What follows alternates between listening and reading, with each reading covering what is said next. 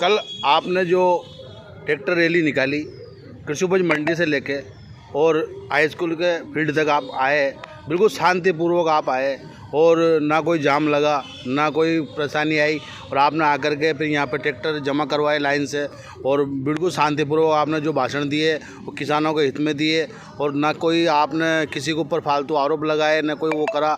तो ऐसा फिर भी आपने पहले भी एक बार ट्रैक्टर रैली निकाली थी, फिर किसानों की आप मांग कर रहे हो और आपकी वो सरकारें क्यों नहीं सुन रही, क्या कारण है? और आप आज कल से आप भूख हड़ताल पर यहाँ बैठे हो, तो हम आपसे कुछ जानना चाहते हैं। भाई देखो, व्यवस्था तो हमारी जिम्मेदारी है, उसे व्यवस्थित रखना, क्योंकि हम लोकतंत्र को मानते हैं, लोकतांत्रिक देश में रहते हैं, तो लोकतांत्रिक के मूल्यों को हमें समझना होगा। तो अगर हम किसी प्रकार का उपद्रव करते हैं या रोड रोकते हैं तो इन सबसे किसान भी परेशान होता है और आवाम भी परेशान होती है। तो हमारा मकसद ये नहीं है, हमारा मकसद है हमारा हक लेना। रही बात सरकार की कि सरकार क्यों नहीं मान रही है, तो अब मैं ये तो नहीं कह सकता कि भाई क्यों नहीं मान रही है, मुझे जानकारी नहीं है। पर हाँ, ऐसा मुझे प्रतीत होता है कि या तो बीमा कंपनी के साथ सरकार की हिस्सेदारी है, सरकार के कुछ लोग बीमा कंपनी में हिस्सेदार है, जो 1,20,000 करोड़ से ऊपर का क्लेम तो सिर्फ किसान सीधा दे रहा है, सरकार भी उस कंपनी को दे रही है। तो ये लगभग 7 लाख करोड़ रुपये का स्कैम है, प्रतिवर्ष होता है, बहुत बड़ा घोटाला है। और ये तो 10 साल में पहली बार हमने इतनी बड़ी आवाज़ उठाई है। 10 साल से हम बीमा राशि देते आ रहे हैं, क्लेम हमें कभी मिला नहीं। अगली साल भी अतिवृष्टि में नष्ट हुई थी, इस साल भी अतिवृष्टि में नष्ट हुई। पटवारियों ने रिपोर्ट सबमिट कर दी, कृषि विभाग ने रिपोर्ट सबमिट कर दी। तो ऐसा कौन सा कारण है? इसी कारण की तलाश में तो आज भूख हड़ताल तक आना पड़ा। बैंक ने बीमा राशि काटी है लेकिन बीमा पॉलिसी किसान को नहीं दी, ऐसा भी सुना है। बहुत पॉलिसियाँ दे भी दी है, बहुत सी पॉलिसियाँ अभी बैंकों के पास ही है। पहली बार तो बैंक ने बीमा किसान से पूछ के काटा ही नहीं, वो तो प्रतिवर्ष ऐसे ही काट लेते हैं। और अब जब ये अतिवृष्टि हुई, किसान का नुकसान हुआ, तो किसान को समझ में आया। बीमा कंपनी ने जो टोल फ्री नंबर था, उस टोल फ्री नंबर को ही बंद कर दिया। जब कहा कि भाई इस पर सूचना दो, तो उस पर जब किसान सूचना देने लगा तो उस टोल फ्री नंबर को बंद कर दिया। यानी कि एक छलाबाजी, हज़ारों करोड़ रुपए किसान की जेब से निकाल कर खाने का। अब देखते हैं इसके पीछे कौन है। अभी तो किसान को यही पता नहीं है कि कौन सी कंपनी है, उस कंपनी का ऑफिस कहाँ है। हर कंपनी का कहीं न कहीं हेड ऑफिस होता है, ऑफिस होता है। ये पहली कंपनी है प्रधानमंत्री जो फसल बीमा की, ये कहाँ है इसका कोई पता ही नहीं। हो सकता है ये कागज़ में हो या नहीं हो। तो अब देखो, सारे जवाब जब पैदा होंगे तो सवालों के साथ जवाब भी आएंगे, जवाबों के साथ आगे क्या रणनीति रहेगी आपकी? निरंतर हमारा प्रोटेस्ट जारी रहेगा, रक्त की आखिरी बूंद तक, सांस के आखिरी क्षण तक हम लड़ेंगे, क्लेम लेकर रहेंगे। ये हमारा हक है, हम किसी सरकार से भीख नहीं मांग रहे।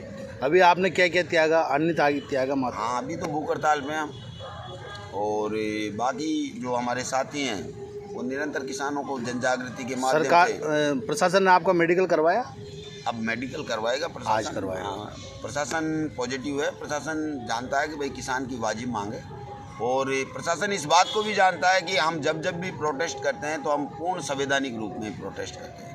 कानून को बनाना हमारी भी जिम्मेदारी है।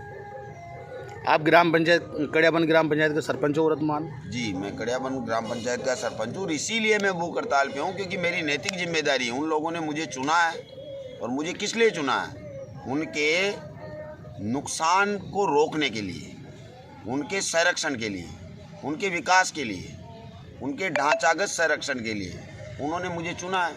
अब मेरी नैतिक जिम्मेदारी बनती है कि मेरी पंचायत के नागरिकों का नुकसान हुआ है और उस नुकसान का बीमा कटा हुआ है, तो उनको बीमा दिलाना मेरी जिम्मेदारी बनती है। आपके साथ और भी कोई भूख हड़ताल बैठेंगे क्या 1-2 दिन बाद? ऐसा मैं नहीं कह सकता, पर अगर कोई साथी बैठना चाहे तो हम मना भी नहीं कर सकते। पर भूख हड़ताल एक बहुत बड़ी तपस्या है, तो मैं तो ज़्यादातर लोगों से यही कहना चाहूँगा कि भूख हड़ताल पर ना बैठे, क्रमिक धरने पे बैठ जाए। हमने सुना है कि कल आप बता रहे थे कि छपरा तहसील में 20,000 से कम ट्रैक्टर हैं, तो वो भी आ सकते हैं अगर ज़रूरत पड़ी तो। हाँ, ज़रूरत पड़ी तो किसान बाहर निकलेगा। अभी तो हमारा केवल सरकार को सांकेतिक रूप से हम बताना चाह रहे हैं कि भाई समय रहते हमारे बीमा को सबमिट कर दो, बाकी हक छोड़ा नहीं जाएगा। हम आखिरी सांस तक लड़ेंगे।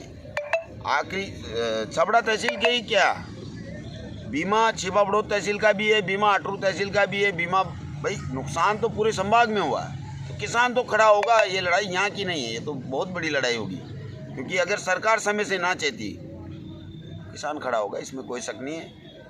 कल 500 थे, 5000 ट्रैक्टर भी होंगे, 50,000 किसान भी होंगे।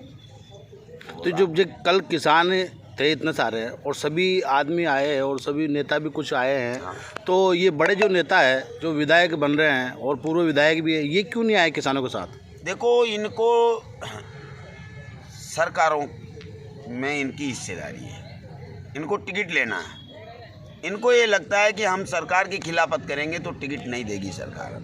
यानी जो विधायक महोदय हैं उनकी समस्या तो ये है कि भाई अगर इनको हज़ारों करोड़ का बीमा क्लेम मिल गया तो इनकी इकोनॉमिक क्लास बढ़ेगी, और बढ़ेगी तो ये मेरे बंधुआ मजदूर नहीं रहेंगे।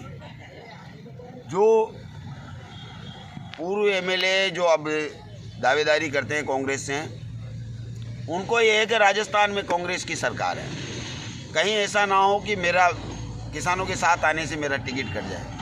अब देखते हैं, इनको टिकट से ही ये जीतते हैं तो टिकट से ही जीत जाएंगे। वैसे वोट तो आवाम देती आई है, अब तक किसानों ने भी वोट दिया। किसान इस विधानसभा क्षेत्र में तो सबसे ज़्यादा 90% किसान ही है। अब देखते हैं कि ये किसानों से वोट लेके जीतते हैं या टिकट से ही जीत के चले जाते हैं। बहुत बहुत धन्यवाद।